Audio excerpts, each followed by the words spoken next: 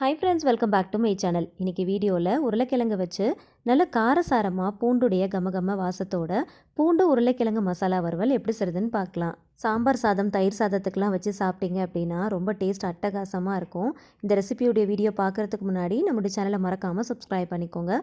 பக்கத்தில் இருக்கிற பெல் ஐக்கனையும் கிளிக் பண்ணி வச்சுக்கோங்க. அப்போ தான் நான் போடுற வீடியோஸ் எல்லாமே உங்களுக்கு நோட்டிஃபிகேஷனாக வரும். இந்த ரெசிபி செய்யறதுக்கு 2 பெரிய உருளைக்கிழங்கு தான் நான் எடுத்துருக்கிறேன். சின்ன சின்ன உருளைக்கிழங்கு எடுக்கிறத விட இந்த மாதிரி பெரிய உருளைக்கிழங்காக எடுத்துக்கோங்க. மாவு உருளைக்கிழங்கு வாங்காதீங்க, அது ரொம்ப இனிப்பாக இருக்கிற மாதிரி இருக்கும். மண் உருளைக்கிழங்கு பார்த்து வாங்கிக்கோங்க. அந்த மாதிரி இருக்கும்போது செய்யும் போது நல்ல காரசாரமாக நல்ல டேஸ்ட்டாக இருக்கும். இனிப்பாக இருந்துச்சு, மாவாக இருந்துச்சு அப்படின்னா அந்தளவுக்கு டேஸ்ட்டாக இருக்காது.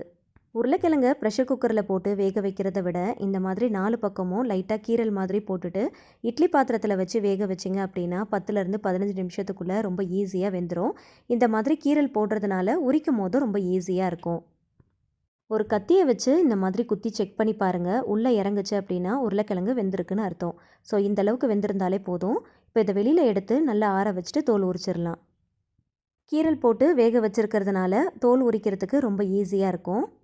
உருளைக்கிழங்க ரொம்ப வேக வச்சிடாதீங்க. ரொம்ப வேக வச்சிட்டோம் அப்படின்னா மசியல் மாதிரி ஆகிடும். கரெக்டாக ஒரு 75%க்கு வேக வச்சு எடுத்துக்கோங்க. கட் பண்ணும் போது கொஞ்சம் நறுக்குன்னு இருக்கிற மாதிரி இருக்கணும். அப்போ தான் வறுவல் செய்யும் போது உடையாமல் குழையாமல் இருக்கும்.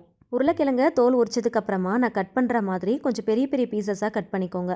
நீங்கள் கீரல் போட்டு வேக வைக்கிறதுனால தோல் உரிக்கிறதுக்கும் ஈஸியாக இருக்கும், கட் பண்ணுறதுக்கும் ஈஸியாக இருக்கும். இந்த ரெசிபிக்கு ரொம்ப பொடியாகவும் கட் பண்ணக்கூடாது, ரொம்ப பெருசாகவும் கட் பண்ணக்கூடாது. கொஞ்சம் மீடியம் ஷேப்பில் இருக்கிற மாதிரி கட் பண்ணிக்கோங்க. நான் கட் பண்ணுறத பாருங்கள். இதே போல் நீங்களும் கட் பண்ணி எடுத்துக்கோங்க. வறுவல் செய்கிறதுக்கு நல்லாயிருக்கும். 2 உருளைக்கிழங்கையும் கட் பண்ணிவிட்டு தனியாக பிளேட்டில் எடுத்து வச்சிடலாம். இதை செய்கிறதுக்கு நல்ல கனமான பாத்திரமாக பார்த்து எடுத்துக்கோங்க. அப்போ தான் ஒட்டாமல் வரும். நல்லா தாராளமாக எண்ணெய் சேர்த்துக்கோங்க. எண்ணெய் கொஞ்சம் சூடானதும் 1/2 ஸ்பூன் சோம்பு, 1/2 ஸ்பூன் கடுகு, 1/2 ஸ்பூன் உளுந்து, 1 டேபிள் ஸ்பூன் கடலைப்பருப்பு சேர்த்துக்கலாம். இந்த ரெசிபிக்கு பூண்டு தான் ஹைலைட். அதனால் ஒரு முழு பூண்டை நல்லா வாஷ் பண்ணிவிட்டு தோலோடு நல்லா நசுக்கிட்டு இது கூட சேர்த்துக்கோங்க. இந்த எண்ணெயில் பூண்டு நல்லா வறுபடணும். நல்ல கிறிஸ்பியாக நல்ல கோல்டன் கலரில் வர அளவுக்கு நல்லா வறுத்து எடுத்துக்கோங்க. இது கூட ஒரு 1/4 ஸ்பூன் அளவுக்கு பெருங்காயத்தூள் சேர்த்துக்கலாம். ஒரு 10 போல் சின்ன வெங்காயத்தை பொடியாக நறுக்கிட்டு சேர்த்துக்கலாம். காரத்துக்கு ஏற்றா போல் பச்சை மிளகாயும் நறுக்கிட்டு சேர்த்துக்கோங்க. கொஞ்சம் போல் கருவேப்பிலை கொத்தும் சேர்த்துக்கலாம். தேவையான அளவுக்கு கல்லுப்பு சேர்த்துக்கோங்க.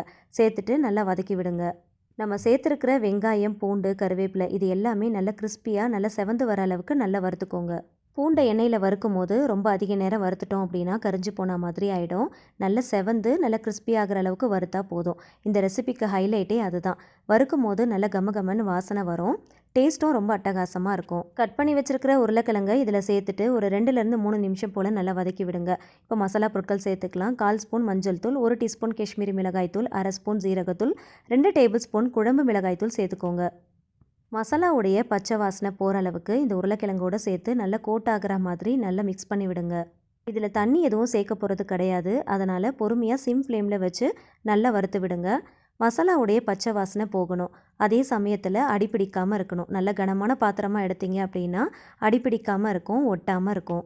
நம்ம சேர்த்துருந்த மசாலா எல்லாமே இந்த மாதிரி உருளைக்கிழங்குல நல்லா கோட் ஆகியிருக்கணும். இப்போ ஃபுல் சிம் ஃப்ளேமில் வச்சு மூடி போட்டு ஒரு 5 நிமிஷத்துக்கு ஃபஸ்ட்டு நல்லா வேக விடுங்க.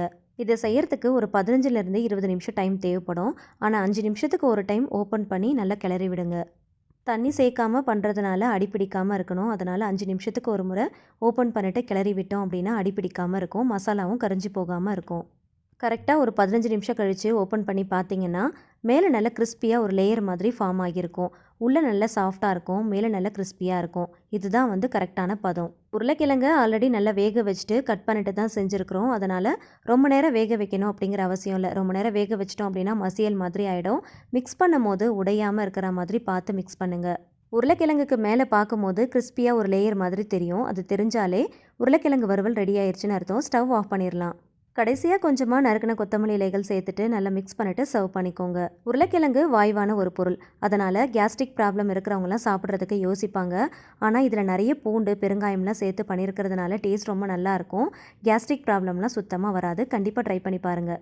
பூண்டுடைய கமகம வாசனையோட நல்ல காரசாரமாக பூண்டு உருளைக்கிழங்கு மசாலா வறுவல் ரெடி ஆயிடுச்சு.